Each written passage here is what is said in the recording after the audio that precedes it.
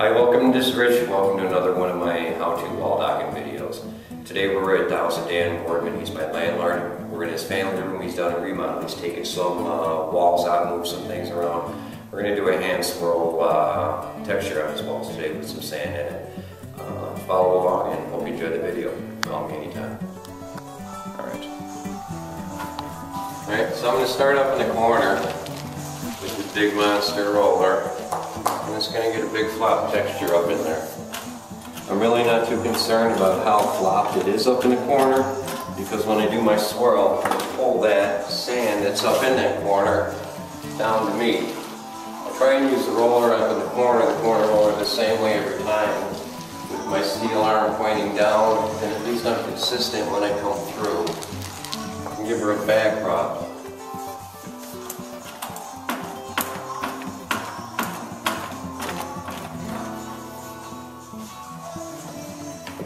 Take the far corner.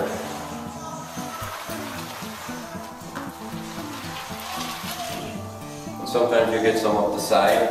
Get some sausage lines up the side. And that's okay. You just lay it out the side of your roller here. Alright. I'm going to come up the side of this soffit just a little bit to make it in the wall next time easier.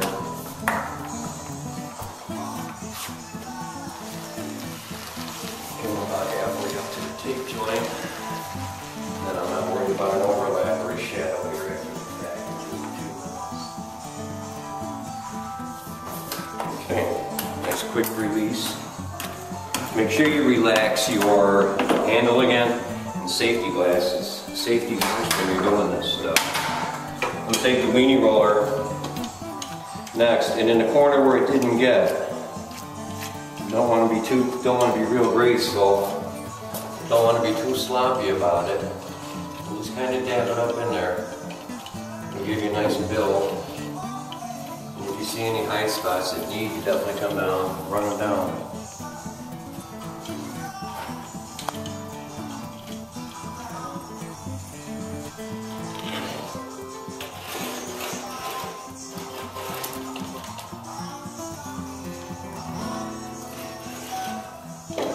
Get these top here.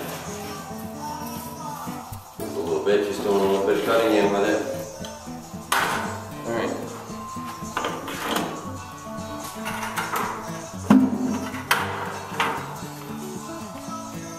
Alright, so what I want to do next is I want to start with like a 3 foot by 4 foot section.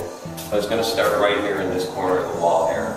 I'll roll this out and then I'll start with my swirl and bring it down and blend into what's over on the wall. And optimally that's the way it's going to go.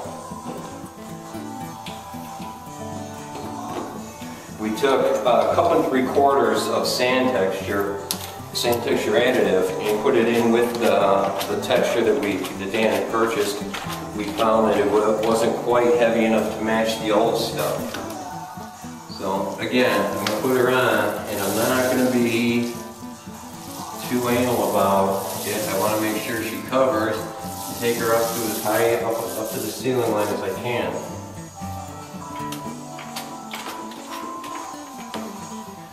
You have to be able to keep a wet edge when you're doing this, so here in about 5 minutes after I show you how I'm setting this up, Dan's going to be taking the stick and he's going to roll ahead of me, and then I'm going to go ahead and do the hand swirl finish thing.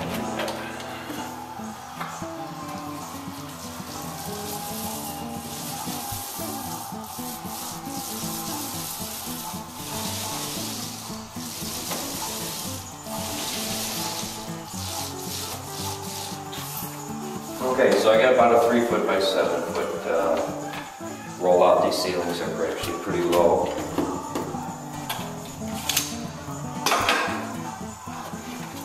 And then all I want to do is I want to take my texture brush, and all you're trying to do is create a horseshoe and bring them down.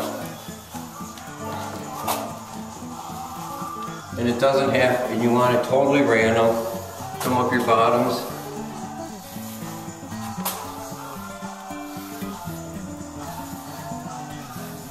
And I'm just bringing in the sides.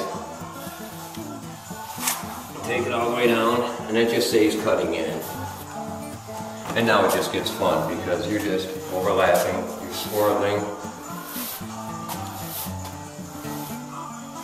No rhyme or reason really. Double back, but work your way down so that you can try and cover your last swirl.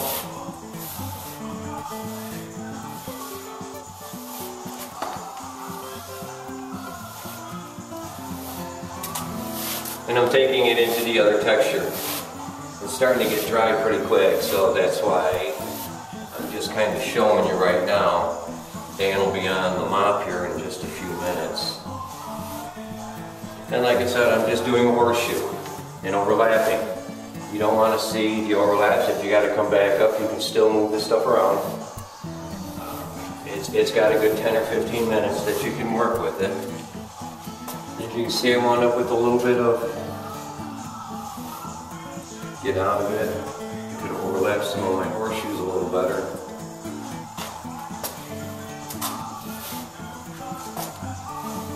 There we go. She just blends right back in.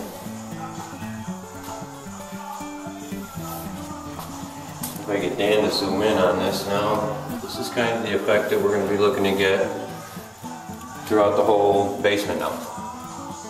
After this dries for a couple of days, then Dan and I are going to go ahead and paint over this. Let your texture set up for a couple of days and get good and hard and cure. The texture we're using has it built in, has a primer additive with it. Might be a couple of dollars more a gallon, but well worth it. Okay. Aim at this thing here. Okay. And what I'm going to do here, while Dan's got the camera running, we'll put some texture. He's got some patches, and we definitely don't want to texture the whole place. That's why when we made our texture, I blended it to match the aggregate that's on the wall. As you can see, what I'm doing is I'm just put it on real heavy, almost where it's dripping off the wall, and then it'll blend into the aggregate and move it over a little bit. And again, I'm just doing a very random, no rhyme or reason swirl effect, other than I want my points, my crown facing up. And it's just that easy to fix these patches. After a couple of coats of paint, this is going to look really, really nice. Okay, got the main part of the room done now. We'll step back a little bit. Got the ceilings done, and this whole area is textured over there and touched up to where Dan wanted it done. Came up this wall, everything underside is done. So what I'm going to do over here is I'm going to start on this wall here and bring it over around the doors. And then I'm going to get into some full walls. We scrape the old texture off. If you're going to try and blend and you've got some cheap knockoff texture, cheap sand texture on there, go ahead and knock it off with a straight edge. We used a taping tool. There you go. Use something like that just to do it. So it should be all good. We'll get this thing rolled out and alrighty, so there you have it. We've got all the texturing done. A little more than 6 hours to do it, with Dan and I doing it. The pink walls, salmon, if you will, mauve, whatever you want to call it, he had some blemishes on there. And what we did was we put the texture on with the roller, let it set for a little bit. Put a little bit of a swirl into it to blend in with the rest of his walls. And then came back and hit it one more time. It really built it up and dragged it across. Here's where this little bit here, I don't know if you can see this. There you go. Hopefully the shading will be a lot better. This is where there was a wall divided, so what I did was I blended back both ways without getting into too much of a crazy swirl. But this was that outer wall that I showed earlier that was pretty pink, and I chose to just go ahead and retexture the whole wall. Coming through here, and the lighting might not be the best, but you can see the break off lines going up the stairwell. He had a new drywall, knocked it down, and he finished it off. Now I'll come back next week and we're going to do the painting of it, give it a couple of coats of some fresh paint, and get back there. Get Dan in the picture. So what do you think, Dan? Do you like the work that we did today? It's looking really good. It'll be great to have it all done. Get some paint up on the walls and she'll look really sharp. There you go, folks. There's some hand texturing done. Anybody interested in trying to do something like this, feel free to give me a call. My phone number will be posted at the end of the